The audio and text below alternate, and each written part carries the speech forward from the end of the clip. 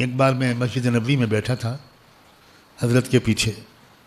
حضرت مغرب کی نماز کے بعد اوابین پڑھ رہے تھے. نماز سے فارغ ہو کر حضرت نے میری طرف دیکھا. میں لپک کے پہنچا. حضرت نے فرمایا کہ انڈیا کا نقشہ مل سکتا ہے. اب میں حیران کہ مسجد نبوی میں اس وقت انڈیا کا نقشہ میں کہاں سے لاؤں. میں نے کہا حضرت دعا فرمائے, میں کوشش کرتا ہوں. تو مسجد نبوی کے باہر ایک بڑا بک اسٹال تھا.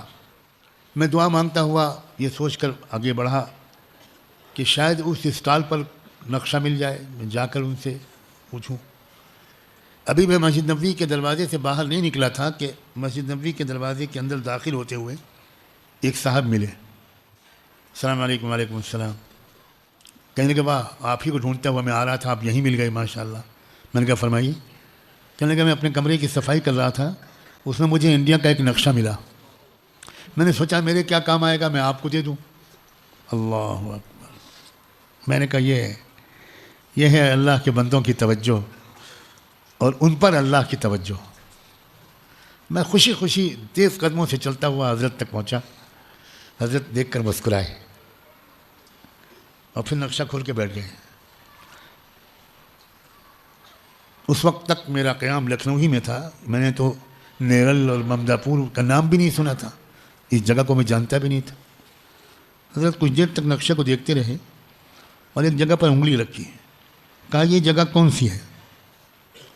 میں نے کہا کہ میں اتنا جانتا ہوں کہ یہ کوکن کا ایریا کہلاتا ہے.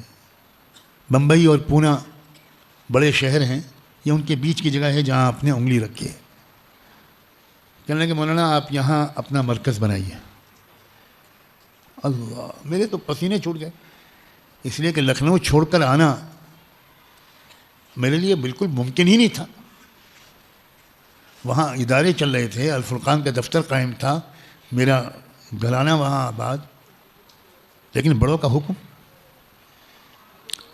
تو میں نے مولویانہ شرارت, سن لو مولویو, تم لوگ جو ڈنڈی مارتے ہو ہم بھی کبھی مارتے تھے.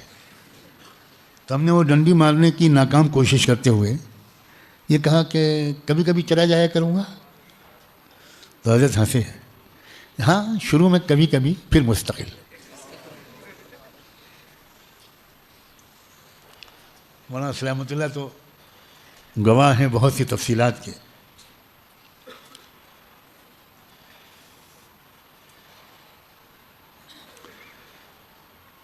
اللہ اکبر, اللہ اکبر. اللہ ہمیں اپنے بڑوں کی قدر نصیب فرمائے, ناقدری کے سب سے بڑے گناہ سے بچائے. لاکھوں گناہوں کا سبب بڑوں کی ناقدری ہے. ایک یہ گناہ ہزاروں نیکیوں سے محروم اور ہزاروں گناہوں کا مجرم بنا دیتا ہے.